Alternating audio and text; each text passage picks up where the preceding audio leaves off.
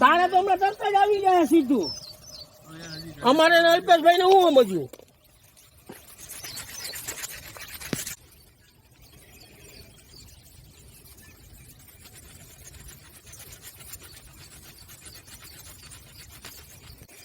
ના એ પતી ગયો તો કામ ને નડાઈ જાય ને.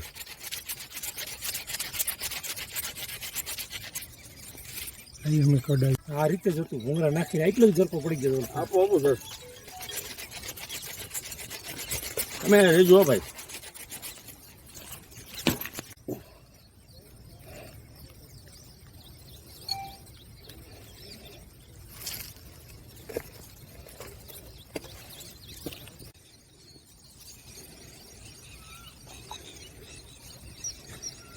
અરે તારે કરવાનું છે. હા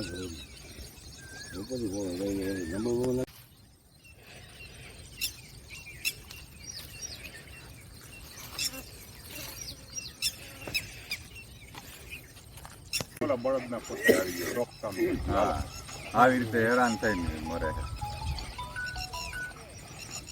બહુ નાયો તું એલા હો અહીંયા મોજના પુલોલા ન્યૂઝ. મારું નામ રવિભાઈ ભૂત છે, ચિત્રાવળનો રહેવાસી છું. બસ અમારી હવે એક જ માગણી છે તંત્રને કે આ મોલને ઊંચો અને મોટો બનાવવામાં આવે, જેથી કરીને આ 20 થી 25 ગામને તેમજ 2 તાલુકાને જોડતો રસ્તો છે ઊંચો અને મોટો પુલ બની જાય તો આ પારાવાર પડતી અવારનવાર સમસ્યાનું અમારું નિરાકરણ આવે.